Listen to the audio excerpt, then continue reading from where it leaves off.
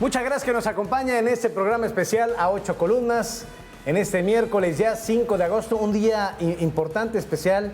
Nuevamente contamos con la presencia a nuestra respectiva Susana a distancia, con el señor gobernador, a quien voy a saludar, y después, por supuesto, saludaré a mis compañeros en esta noche. Señor gobernador, llega usted prácticamente safe and home, si me permite la expresión beisbolera, del municipio de Cuitláhuac para Palacio de Gobierno. Señor, ¿cómo le va? Muy buenas noches.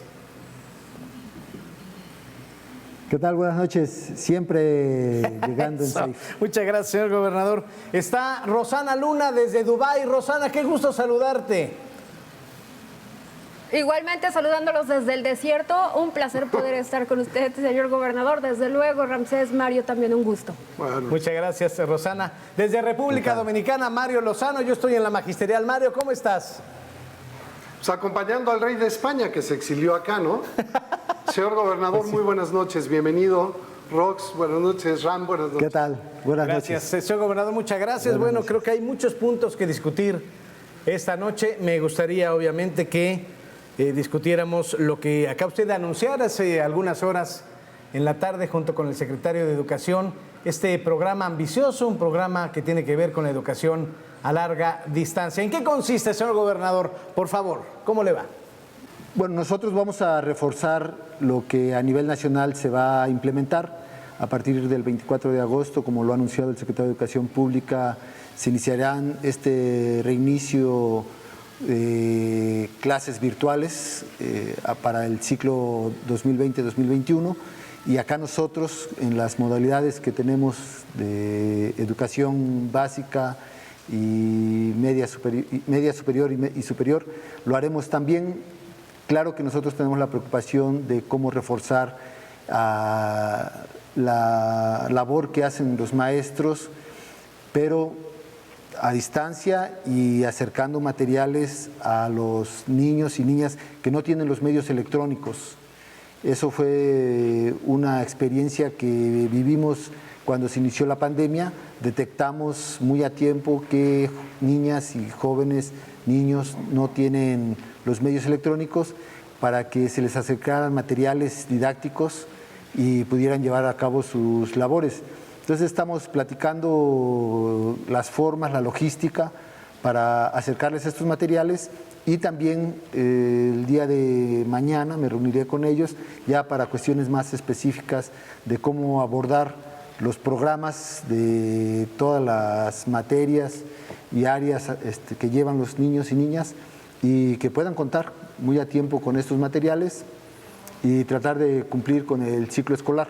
Las maestras y los maestros de repente tuvieron alguna inquietud. Yo escuchaba hoy al dirigente de la 56 del CENTE, ¿no?, pedirles prudencia, mesura, suma a este esfuerzo. Incluso refería que la educación se va a poder dividir en un momento entre antes de la pandemia y después de la pandemia. ¿Qué le dice usted a las maestras y a los maestros, gobernador, en términos de la inclusión y del trabajo conjunto en este momento en el que creo que lo primero que hay que entender es el contexto, en dónde estamos parados y cómo estamos tratando todos de empujar, porque no se pierde un ciclo, sino todo lo contrario, que vayamos avanzando en él? La verdad es que los maestros y las maestras de Veracruz son muy conscientes y de inmediato asumen las circunstancias. No olvidemos que la gran mayoría proviene de escuelas normales y pedagógicas, donde se les ha instruido la forma del trabajo de acuerdo a las circunstancias. Es decir, para un maestro que va a una zona rural donde en la escuela hay tantas deficiencias, ha acumulado la experiencia para adaptarse a esa circunstancia inmediatamente con la didáctica que ellos han aprendido en la experiencia profesional. Sin duda van a comprometerse para sacar adelante esta nueva modalidad, que es a distancia y que es con un seguimiento cercano. Tenemos una preocupación, que es cómo aprendieron los niños de primero a segundo año, y muy a tiempo se programó, porque lo habíamos previsto, la edición de un material adicional para los niños que estarán en segundo año y que podrían tener algunas deficiencias en el aprendizaje de la lectura, de la escritura. Entonces este material también hoy lo dimos a conocer, se va a distribuir 150,000 libros de este material que contienen imágenes que fácilmente los niños podrán guiarse con el auxilio de cualquier adulto, están bien planeados y se van a distribuir. Estamos buscando el acuerdo con los alcaldes y las alcaldesas del estado porque ellos tienen una logística de contacto en las colonias y en las comunidades con sus agentes. Y la vez pasada ya ellos auxiliaron para la distribución de los materiales. Creo esta vez podrían también ayudarnos. La subsecretaria de Educación Básica, la maestra Maritza, va a ponerse en contacto con ellos, sus unidades educativas. Todos tienen direcciones educativas en sus municipios y con ellos nos vamos a coordinar para que se alleguen estos materiales y desde luego la guía de los docentes y las maestras. Señor gobernador, había preocupación desde hace mucho tiempo y como bien usted lo dice, porque en algunas materias los estudiantes salían muy bajos. Un ejemplo era matemáticas. Ustedes ya habían aplicado algunas herramientas para apoyarlos. ¿Cómo se van a llevar a cabo estas herramientas para que no se pierda lo aprendido, incluso sigan avanzando? ¿Será a través de las teleclases por Radio Televisión de Veracruz o tienen ustedes algún otro tipo de estrategia? No, dependiendo del nivel educativo y de la modalidad, se tienen materiales y se tienen formas, hay plataformas incluso también para recursamientos, para reforzar y también para promover jóvenes de un curso a otro, de un nivel a otro, de un grado a otro, ¿sí? Se tienen contemplados y dependiendo del nivel es como se aplican, la modalidad en que se hacen, pues depende mucho del grado en que está la niña, el niño o el joven. Y se están aplicando. Precisamente por eso se anunció varias semanas previas al reinicio virtual y también se diferenció. Es decir, algunos entran el 24, otros entran semanas después, educación media entra un poco después, educación superior, que depende del estado, entra en otro tiempo. Algunos no han dejado de continuar sus trabajos. Y todas estas modalidades se tienen bastante previstas. Estas reuniones las tuvimos allá por mayo, previendo de cómo íbamos a cerrar el ciclo pasado y cómo íbamos a enfrentar este problema de paso de un grado a otro de todas las niñas y niños y jóvenes.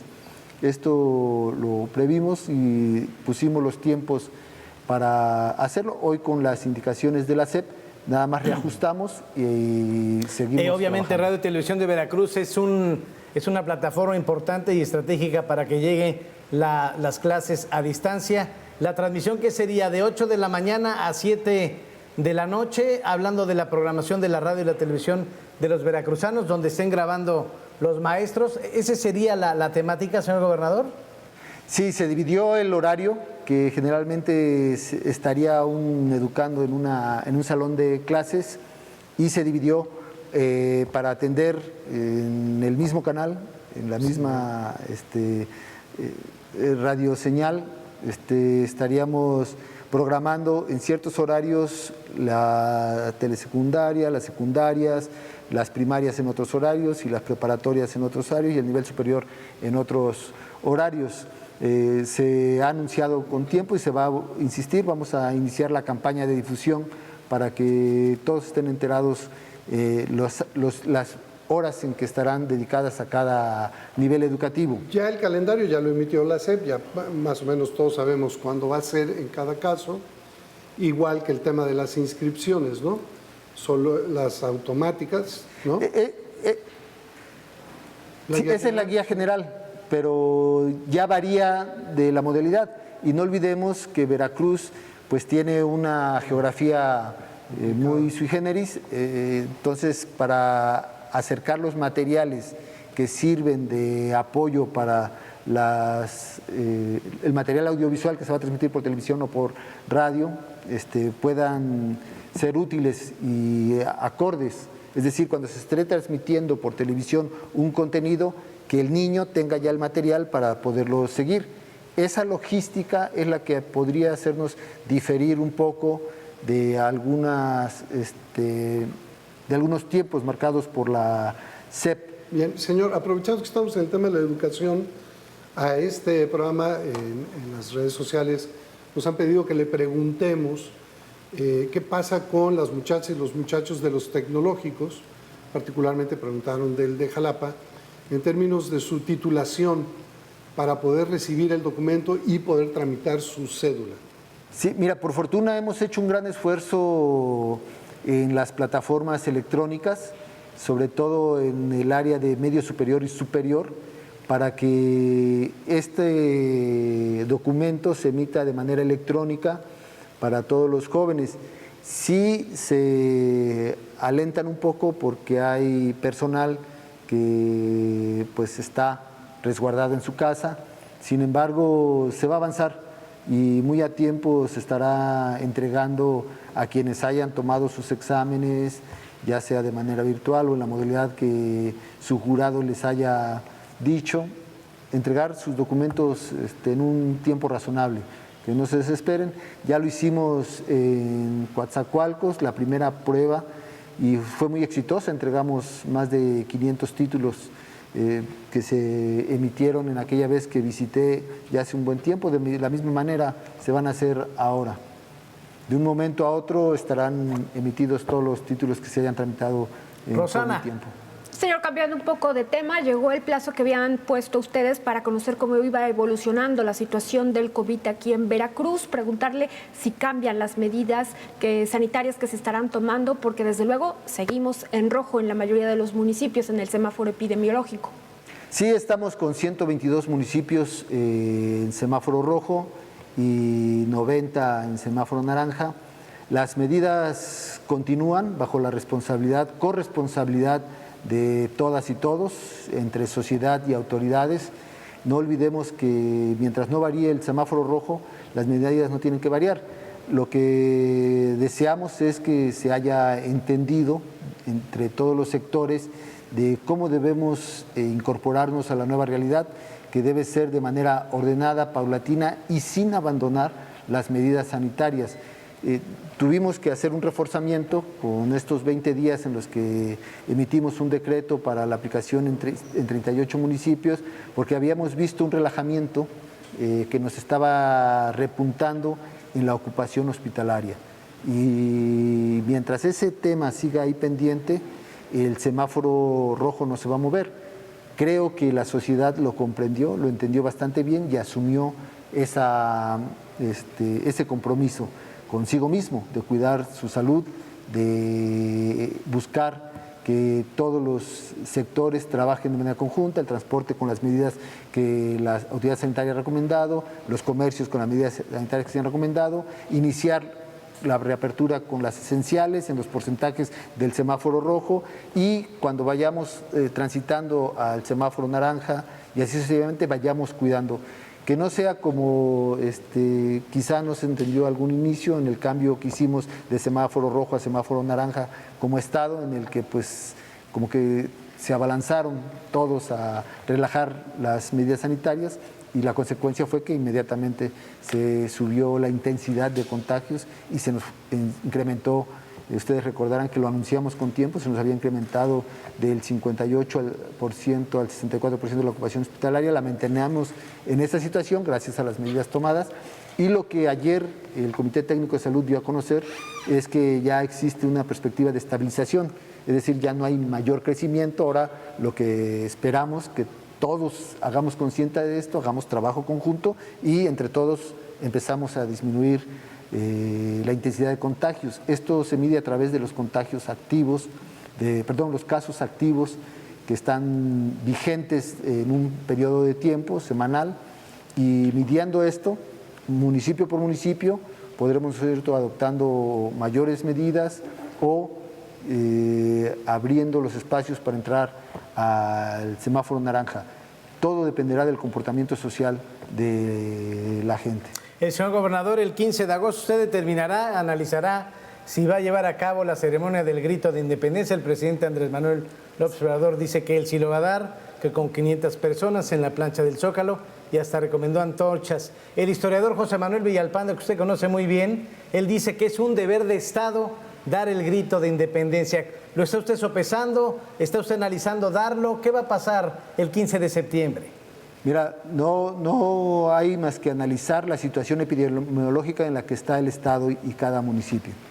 No hay muchas vueltas. El día de ayer fue parte de los temas que se analizaron con el Comité Técnico de Salud y se llegó a una decisión que fue realizar el grito de manera virtual, sin la presencia de personas en las plazas, porque pues tenemos la mayoría de los municipios en rojo y por lo tanto correspondería dar un grito virtual transmitido por los medios electrónicos y redes sin presencia de personas en las plazas. Señor gobernador, y en ese mismo sentido el gobierno federal ha dicho que las y los trabajadores del gobierno federal regresarán a trabajar muy probablemente ya en octubre.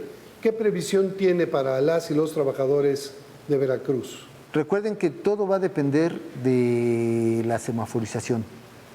Nosotros le hemos pedido a la sociedad y a las autoridades municipales y a todos los que estamos en este tema de que sepamos comportarnos, sepamos seguir las recomendaciones sanitarias para que nosotros pronto volvamos a una normalidad de manera escalonada, de acuerdo a la semaforización. Si no nos empeñamos en eso, se puede seguir extendiendo el tiempo de regreso de trabajadores y de estudiantes a las aulas universitarias y a los centros de trabajo. Yo tengo esperanzas porque ya los datos de estos 20 días apuntan a ser bastante esperanzadores. Se ha estabilizado, ahora esperamos que bajen y estar vigilando siempre la ocupación hospitalaria. Recordemos que en esto pues la prioridad es la salud y por lo tanto tendremos que hacer ese esfuerzo conjunto para mantenernos saludables todos y pues, todos tienen que trabajar en torno a su propia salud. Si esto marcha bien, bueno, ya veremos las fechas en que nos van indicando. Mientras mantengamos las esenciales, los que pues tenemos que estar sosteniendo esto, pues estaremos cuidándolo y trabajando con sana distancia y quienes no, pues ojalá hagan conciencia de que hay que quedarse en casa mientras el semáforo del Estado no cambie. En los últimos días, señor gobernador, hemos escuchado a muchos gobernadores exigiendo la renuncia del subsecretario de Salud, Hugo López-Gatell. Le pregunto si usted se suma también a esas voces que exigen la renuncia o está de acuerdo que continúe haciendo el trabajo que viene realizando. Y me gustaría adicionar que venía a Veracruz, pero ha suspendido, ¿no? Venía a Veracruz Hugo López-Gatell, pero ha suspendido, ¿no?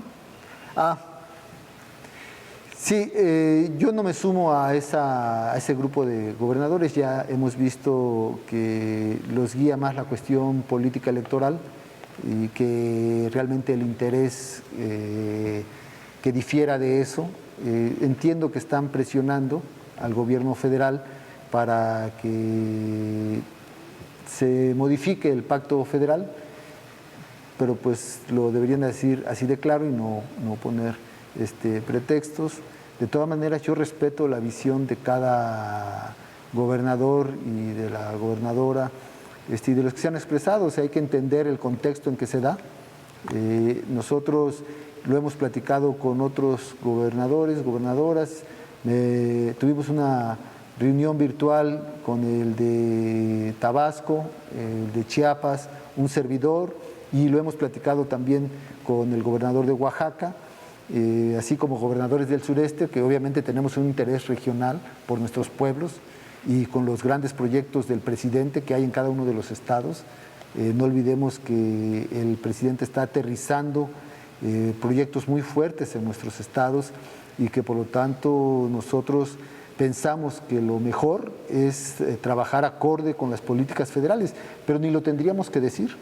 La verdad es que es la forma de trabajo conjunto y ante un problema tan complejo como la pandemia, lo peor es separarse, dividirse y lanzarse con demandas como esta. No le veo mucho sentido, al contrario, hay que cerrar filas con la política sanitaria federal.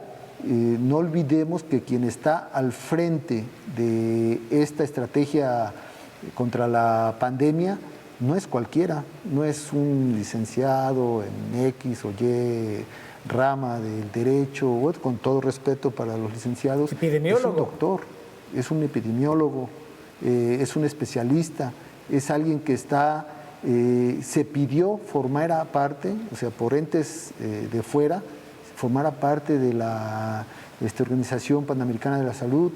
Es decir, tenemos a alguien al frente muy preparado, que sabe del tema.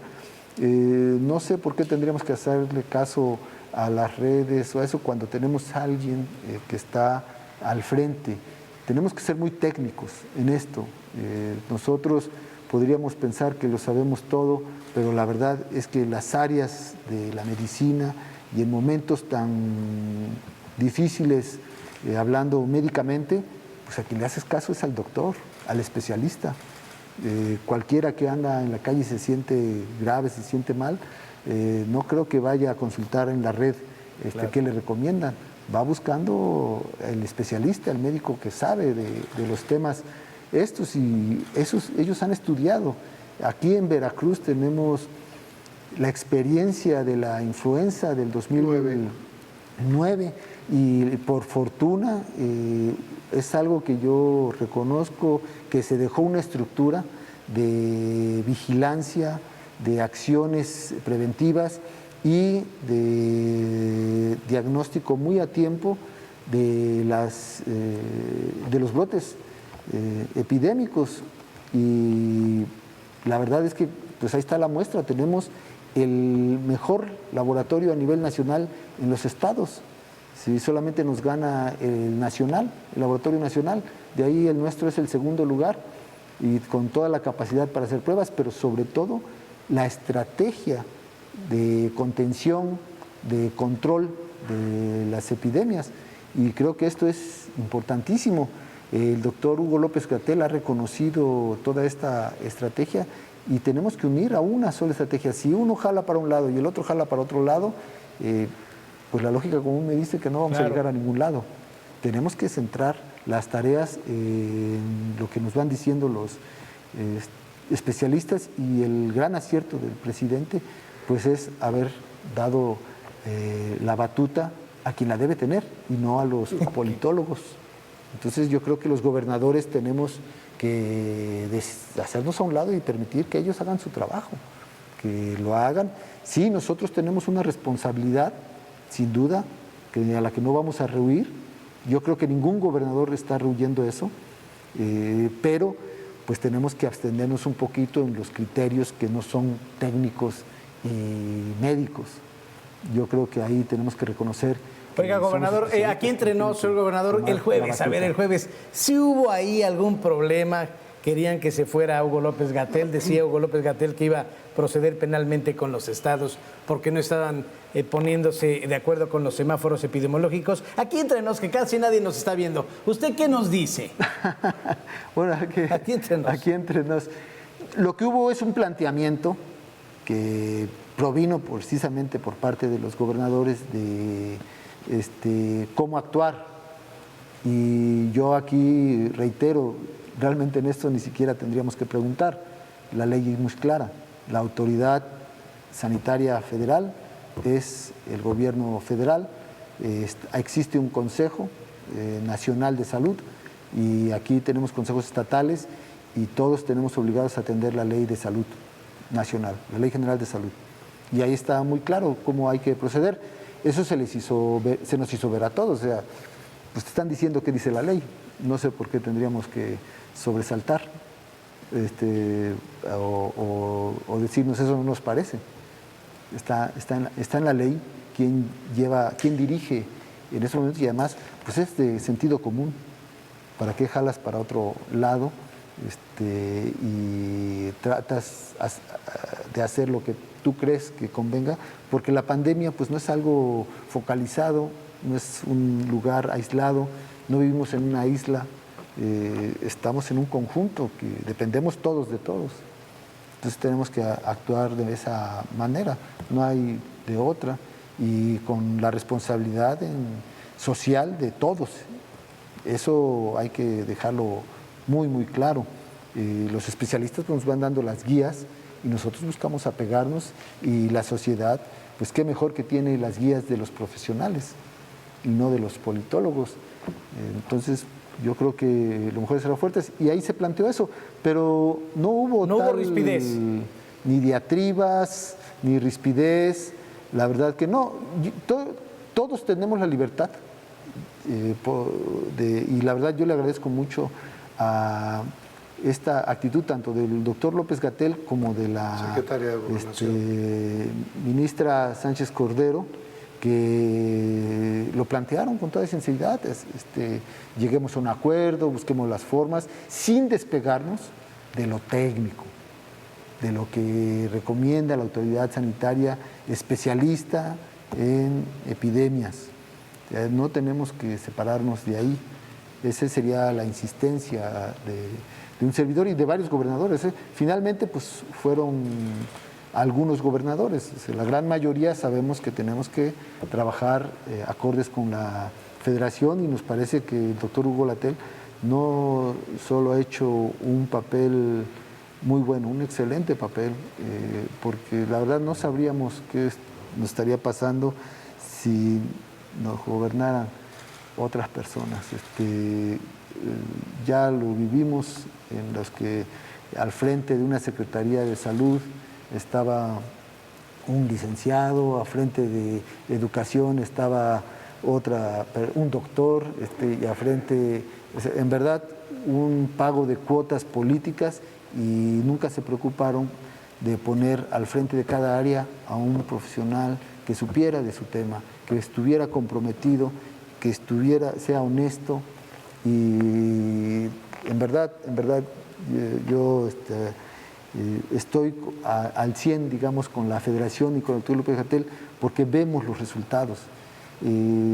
Ya nos han explicado cientos de veces ya del comportamiento de las curvas, de que existen dos tipos de gráficas, de cómo se aplanó al inicio, de cómo ahora estamos enfocando en otro tipo de gráfica. La gente lo ha visto, como al inicio era la de acumulados, que es una curva que va hacia arriba, pero que queremos inclinar hacia abajo, y lo logramos. Y eso obviamente tuvo un costo, que fue extenderse en el tiempo, pero era mejor a que se nos saturaran los hospitales, y ahora hay que controlar ese tiempo en que se alargó, y es lo que está haciendo el doctor Hugo López-Gatell, al grado tal que tuvo un reconocimiento internacional. Entonces, pues yo creo que aquí tenemos que irnos en ese camino todos. Y la verdad que esa reunión fue así, o sea, se nos convenció a la mayoría. Quizá los gobernadores pues aprovecharon el tema para presionar en lo que ellos creyeron que era el momento, ¿no? Y pues el presidente ya lo dijo claramente, se trata de una estrategia electoral. Y sin embargo, ya los va a recibir en San Luis Potosí, se va a ver con todos ellos. Cada quien también. Con los gobernadores en San Luis Potosí. Sí, ya lo dijo el presidente también, que nos va a convocar a todos. La verdad, también, o sea, el presidente muy demócrata, o sea, nada revanchista, nada usando el poder de antaño que se hacía, ¿no? De que sometían a todos los gobernadores y tú no hablas para ningún lado. No, el presidente ha permitido la expresión de todos, y con toda conciencia, es decir, ¿cómo no? Vamos a dialogar, ¿cuál es el problema?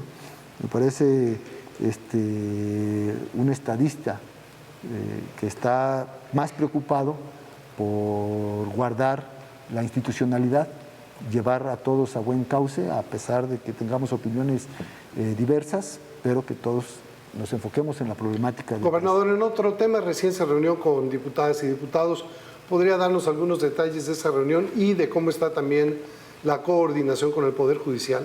Sí, fue una reunión pequeña y solo con algunos y algunas diputadas, diputados, porque pues la situación de la pandemia, pues son 50 ellos, decidimos que fueran solo algunos y algunas, que tuvieran interés de dialogar. Primero fue una charla amena, de intercambiar opiniones sobre temas de la pandemia.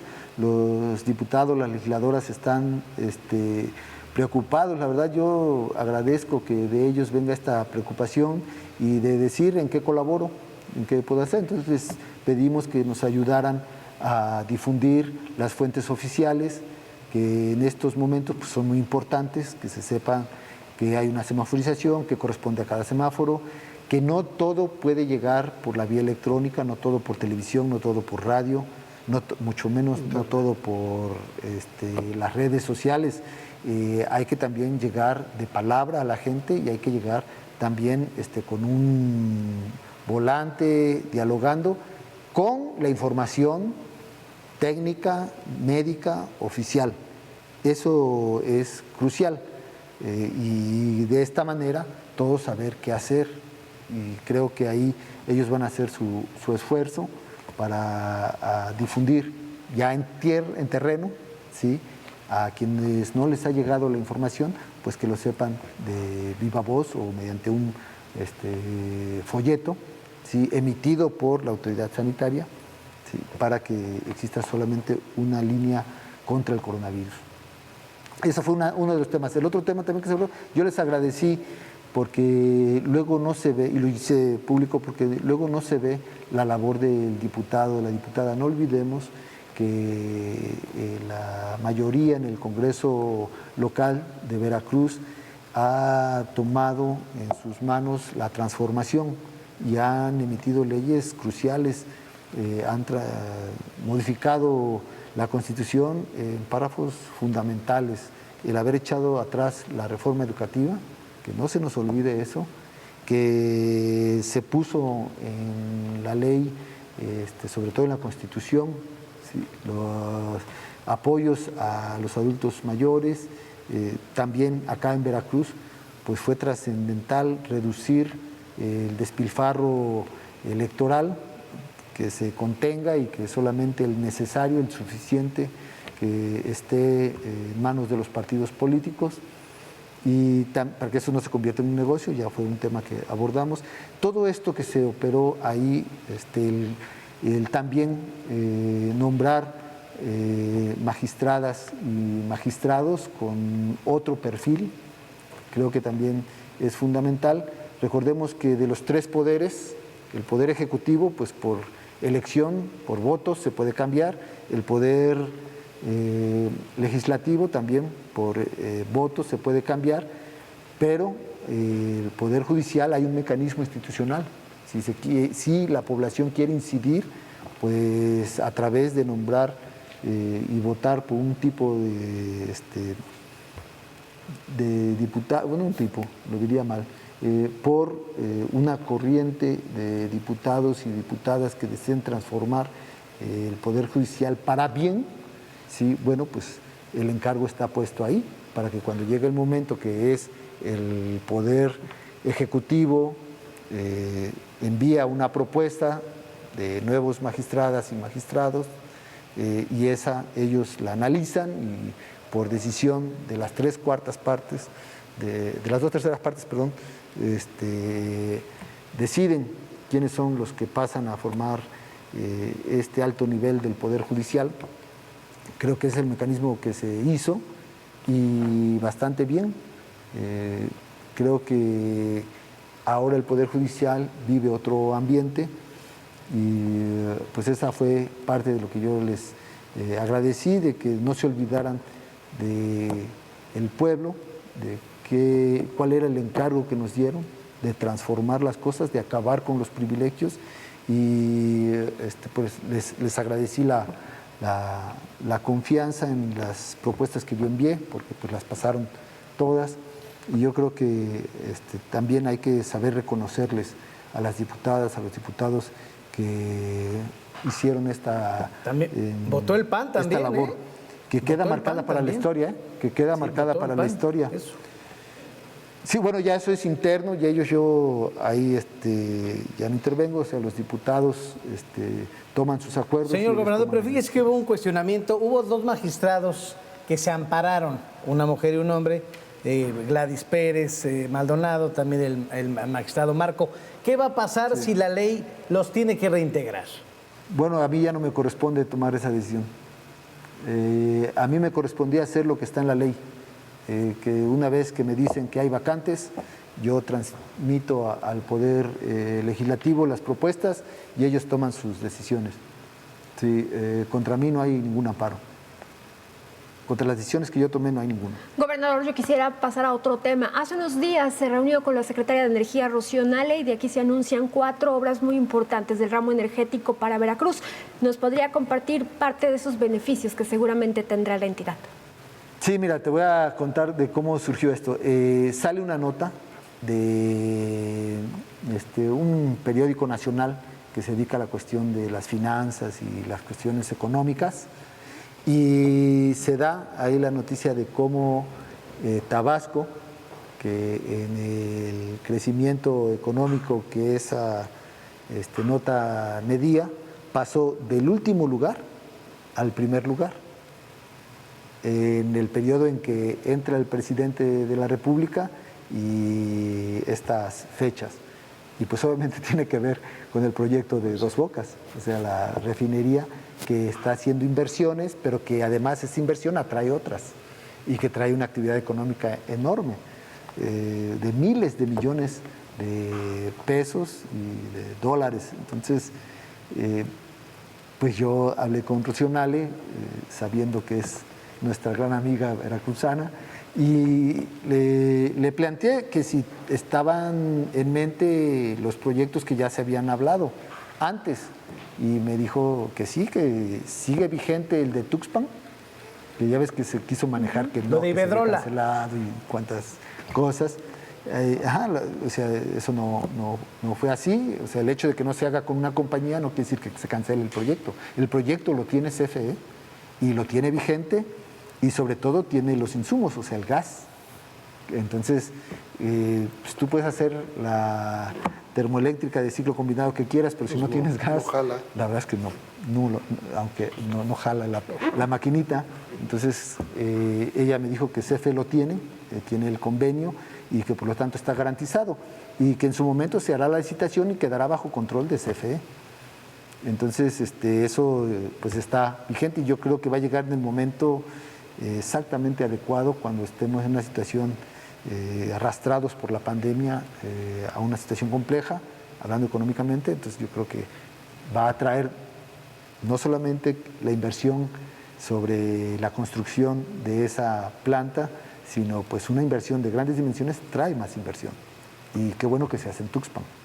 Bueno, esa es una. El otro, ese yo no lo tenía tan presente, y ella me lo confesó, y se va a dar a conocer, o ya se dio a conocer hace unos días. Se está trabajando en la distribución del gas. Recordemos que uno de los motores de la industria es el gas, los combustibles, pues. Entonces, me dio gusto que en Veracruz esté proyectado para ser parte fundamental en esta distribución, porque implica inversiones, implica contratación de personal, trabajo, etcétera, etcétera. Entonces, me pareció excelente. Ya me habló de cuántas plantas que en su momento ya dará a conocer para distribución de gas se van a instalar aquí, y meterlas al centro del país y al sur, al sureste. Entonces, pues fue algo que había que anunciar. Pues, o sea, hay perspectiva de crecimiento más adelante, y los otros proyectos que ya se habían mencionado con tiempo atrás, pero esos fueron los dos fundamentales, y que además pues, son del área de ella, ¿no? Y pues qué bueno que la tenemos como una aliada y que no se ha olvidado de Veracruz. Sí, porque también yo quiero ser claro, no es que nos esté dando preferencias a Veracruz. Realmente la situación geográfica de Veracruz, pues hay que aprovecharla. O sea, nosotros tenemos 700 kilómetros de colindancia con el mar, tenemos 3 grandes puertos, y con perspectivas a crecer los 3, entonces pues hay que ir planeando estos proyectos y aprovecharle. Obviamente el presidente, pues como lo dije, es un estadista y sabe que Veracruz tiene que ser aprovechado al máximo. Bienvenidos.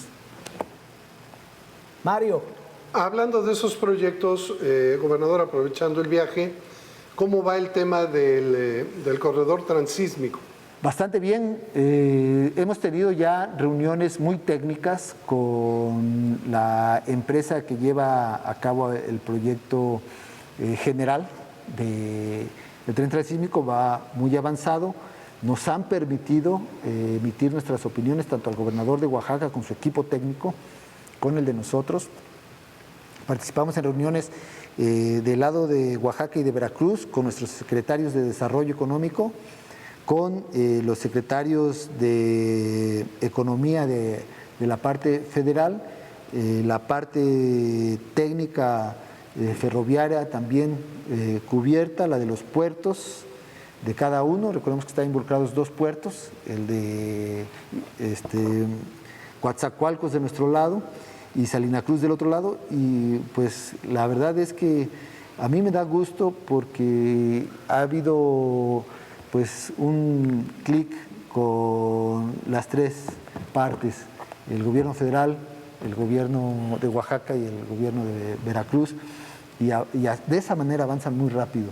Y pues con el encargo del presidente de que avance, y nosotros con el gran interés, ya se están definiendo muy bien las zonas donde se va a abrir esta parte de beneficios fiscales a quienes vengan a invertir, y algo importantísimo, la inversión de beneficio social que se hará en esa zona y que ya se está proyectando. Pues a nosotros nos da gusto que se avance así.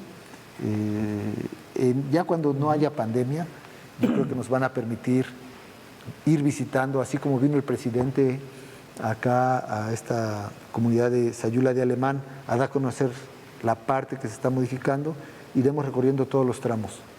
Y algo que tenemos un compromiso es trabajar en el tema de seguridad, que también ya y precisamente hablando de seguridad, señor gobernador, los sucesos acontecidos en Martínez, donde una autoridad policíaca le sembró algún tipo de estupefaciente a un repartidor, ya se le dio de baja este elemento, ¿no?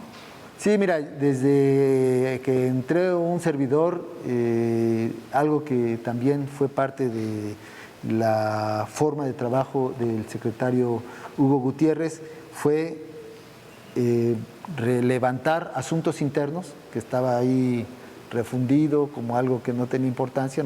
Para nosotros sí es importante porque es el mecanismo que nos va a permitir que nada de esto quede sin castigo, que sea el correspondiente el que se amerite, el que se haga acreedor a ello, pues tendrá que pasar por asuntos internos sin consentimientos de ningún tipo, y será quien determine la pena correspondiente, ¿sí? Y ponerlo ante las autoridades cuando si haya la comisión de algún delito. Entonces tenemos que ir corrigiendo esto. Lo dije ese mismo día, que nosotros estábamos preocupados por ir renovando las formas de trabajo y quitar las malas mañas en los cuerpos policíacos. Para eso se les premió. No olvidemos que a los policías se les aumentó más del 20% de salario. Fue un compromiso mutuo, o sea, de reconocer la labor de ellos cuando lo hacen bien y premiarlos. Habíamos acordado que si ellos bajaban los niveles delictivos, íbamos a incrementarles el salario, pero asimismo eso nos da autoridad moral a nosotros para que cuando alguno cometa este tipo de acciones, de inmediatamente sea llamado a asuntos internos, se le separe, le sea investigado y se le adjudique la pena que corresponda. Señora, hace unos momentos que estábamos hablando de obras, pues el coronavirus no ha permitido que estas se puedan inaugurar formalmente. Sin embargo, a usted lo hemos visto a través de las redes sociales haciendo el anuncio, enseñándonos y mostrándonos cuáles ya quedaron listas, el avance que tienen muchas de ellas, y también hemos visto a algunos diputados locales que las están recorriendo para hacer constancia de que cada peso que se ha señalado que se va a invertir efectivamente se está transparentando en estas obras. Sí, mira, lo que pasa es que hemos anunciado ya el total, ¿no?, como número, y alguien las quiso poner en duda, que no existían, que no eran. Entonces digo, bueno, pues vamos a darlas a conocer. La pandemia nos impide hacer estas inauguraciones tumultuosas, pero si va 1, 2, 3, 5 y tomamos la sana distancia y usamos las redes para darlas a conocer y decir, aquí están. Alguien se atrevió el día que fue el 1 de julio, en el que el presidente dio a conocer uno de sus informes a la nación, de frente a la nación, a decir que no había nada que hacer, pero pues no recorren las colonias, las carreteras, las calles donde están las obras, y pues ellos no ven cambios. Pero esa, por ejemplo, que tenía más de una década abandonada, esa obra, la que hoy fuimos a ver, que es un puente en Cuitláhuac, en el municipio de Cuitláhuac, frente a la Universidad Tecnológica del Centro de Veracruz. Ahí ese puente había estado abandonado, era un pleito legal porque pues, la empresa decía a mí no se me pagó, etcétera, y ahí se quedó. Nadie le quiso entrar. El presidente alguna ocasión pues, pasó por ahí, preguntó del tema y estaba en manos de SST y yo fui testigo cuando él dio la instrucción, es decir, lo que sea necesario para que se invierta ahí y se saque adelante esa obra. Se concluyó, a mí el director de SST acá en Veracruz me dijo, dice, ya quedó. Le dije, pero pues no lo vamos a inaugurar, vamos a ver el momento más adecuado y un día que ande por ahí o eso, pues me paro y que se grabe. Entonces me puse de acuerdo porque en esta ocasión fui a ver a la universidad, habíamos hecho obra en la universidad que había que dar a conocer, entonces dijimos, pues de una vez, si está ahí enfrente el puente, de una vez invité a una diputada federal, porque recordemos esto, los diputados federales de Veracruz, las diputadas federales de Veracruz, que están comprometidas con el gobierno del presidente de la República, han apoyado para que los recursos suficientes para este tipo de obras se aprueben. Y ellos fueron los que aprobaron el presupuesto de infraestructura de la SST. Entonces, por eso dije, bueno, vamos a hacer este video en reconocimiento a que un compromiso más del presidente cumplido, de estos compromisos que no se ven, o sea, no forman parte de estos 100, donde él ya lleva pues casi todos cumplidos, más de 90 creo ya lleva. Que es el rehabilitar las carreteras, ahí está, cumplido, era importantísimo darlo a conocer para que pues tapar bocas también de aquellos que dicen que nada ha cambiado. Ahí está. ¿Sabes por qué luego muchos, bueno, no muchos, muchos de la oposición, sí, claro. No, tampoco muchos de la oposición, algunos de la oposición están lanzados contra el presidente y dicen que nada ha cambiado porque esas obras fueron abandonadas por corrupción cuando estaban ellos en el poder? Ese es el problema. Entonces no quieren que se sepa, que a la par de que se está combatiendo la corrupción, también se están sacando adelante esas obras. Imagínate que yo me parara en cada hospital donde dejaron en ruinas, ¿sí? Y que han estado por décadas así, no décadas, muchos años así, y nosotros ya lo estamos reconstruyendo. Hubo un hospital en Tatahuicapan que inauguraron y que dijeron, ya está aquí hecho, y cuando lo vimos, cascarón, o sea, solamente por dentro estaba vacío, lo inauguraron, le metieron hasta una planta de luz porque no habían arreglado ni el drenaje, ni la luz, ni el agua. Y así lo inauguraron. Y todo el mobiliario, una vez que lo inauguraron, lo sacaron y lo dejaron así. Bueno, pues nosotros asumimos el compromiso porque está en la sierra de Tatahuicapan, ahí es un hospital importantísimo. El alcalde, pues molesto, nos dijo, oigan, nos dejaron esto, así, y es algo importantísimo. Vamos sobre él, es importantísimo hacerlo, y lo levantamos, y así vamos a ir. Nos alcanzó la pandemia, pero de todas maneras el programa de rehabilitación de centros de salud continúa, va muy a tiempo. El día de ayer me reuní con la directora de infraestructura de salud y me dijo, el plan va como lo hemos diseñado, entonces en los 3 años vamos a lograr rehabilitar los centros de salud y algunos hospitales, y esperemos estar en condiciones ya para implementar la política de prevención. Se nos acaba el tiempo, Mario, se me acabó el 22 minutos, Mario. Sí, gobernador, le pediría si tiene el monto aproximado de inversión, pero antes de que me responda, yo sí quiero destacar, porque soy un convencido de ello, de que estos caminos, que para muchos son obritas, porque así lo dicen, para las regiones representan todo, porque detonan su economía, sacan sus cosechas, pueden transportar a sus enfermos, ya no tienen que salir de Veracruz a otro estado y volver a regresar para ir de un municipio a otro. Allá es una diferencia. Mira, para no consumir mucho tiempo, si ellos dicen que son obritas, ¿por qué no las hicieron? ¿Cuánto se ha invertido, señor? ¿Por qué no las hicieron? Entonces, te voy a decir la razón de por qué no lo hicieron. Por corrupción y porque se dedicaron a apoyar la campaña de cierto hijo. La verdad. O sea, un minuto, Rosana. Nada más reiterar, ¿se mantienen entonces las medidas sanitarias hasta que conozcamos si cambia o no el semáforo epidemiológico? Así es, quien nos guía en esto es el semáforo rojo. Seguimos el semáforo rojo y yo pediría a la población que esté muy atenta a los mensajes de salud de 7 de la noche y después de las 9:30 el estatal. El nacional a las 7 de la noche y después a las 9:30 y que sigamos el color. Y que de vez en cuando podamos, busquemos en internet la página coronavirus.veracruz.gov.mx para ver exactamente el estatus de Pues ya se me está acabando mi internet, el saldo, señor gobernador. En 10 segunditos, ¿qué le dice a los padres de familia sobre este regreso a clases? Que vamos a estar atendiendo a sus hijos, a sus hijas, que no se desesperen. Perfecto. Están colaborando, ¿eh? La verdad es que están colaborando. De otra manera no hubiéramos podido sacar el ciclo. Oiga, señor gobernador, y bastante. Y ya para bastante terminar, bien. oiga, ¿sí sirve el teléfono rojo que tiene usted en la oficina? Sí.